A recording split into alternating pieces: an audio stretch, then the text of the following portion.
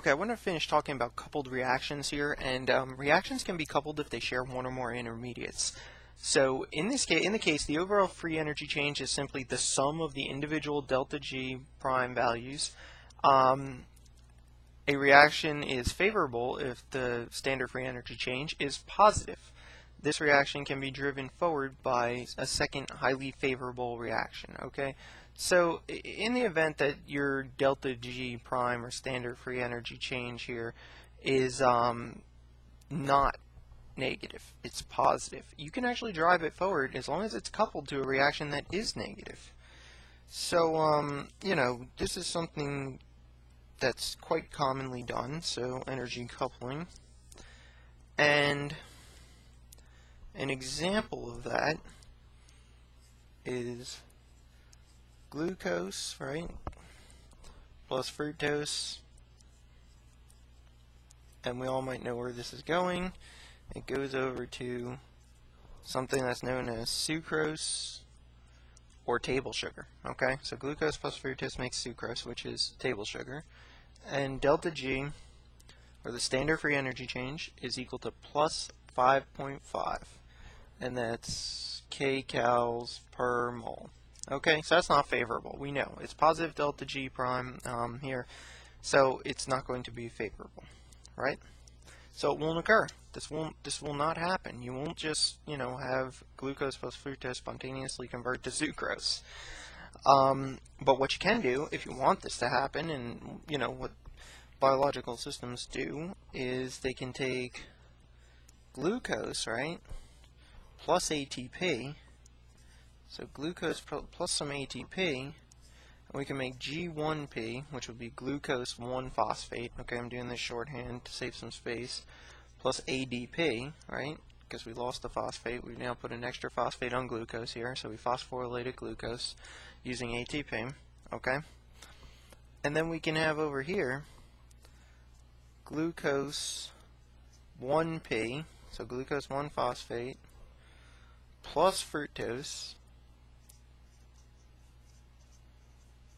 And that can make sucrose plus inorganic phosphate, okay, plus PI, so plus phosphate.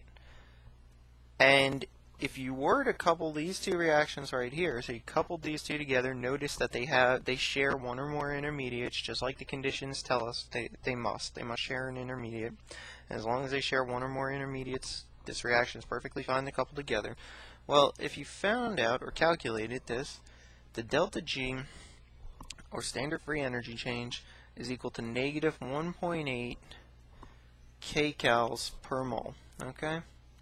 So it's equal to negative 1.8. So when you couple the reaction together with this hydrolysis or ATP, when you use ATP to phosphorylate glucose here, you actually get enough energy here to make this reaction, this previously positive reaction, negative.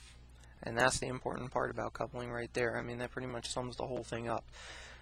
In a lot of cases, when you start studying metabolic pathways, when you start studying metabolic pathways, you're going to see a lot of these type of reactions where you're going to see delta G prime, so standard free energy changes, they're going to be positive. But you're going to see that like the overall delta G for the entire pathway is negative. And as long as the delta G is negative for the entire pathway, these reactions here can be overcome. And in a lot of cases, you're also going to see that these reactions that, are going to require energy. Okay, require energy from ATP. So that's just a little bit of information corresponding to what we'll be moving on to later. So high energy bonds. One of the most common reactions in a cell is hydrolysis, in which a covalent bond is split by adding water across the bond. So, for instance, this is just a generic reaction here, A, B. So we have A and B bonded together, and we want to go through hydrolysis, right? So we want to hydrolyze this bond. What we end up with is A with an OH group plus B with an H. And notice we added H2O across the bond, okay, to break it. So the key to this here is that high energy bonds can be hydrolyzed, okay? And one of them is ATP, which can be hydrolyzed to ADP plus BI, so inorganic phosphate, okay?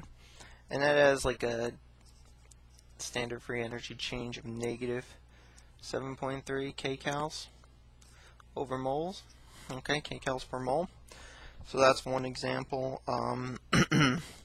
You might see something like, I'll just write it free in glucose 6-phosphate, so this is glucose 6-phosphate, over to, it's hydrolyzed to glucose plus PI, okay, and that's about negative 3.3.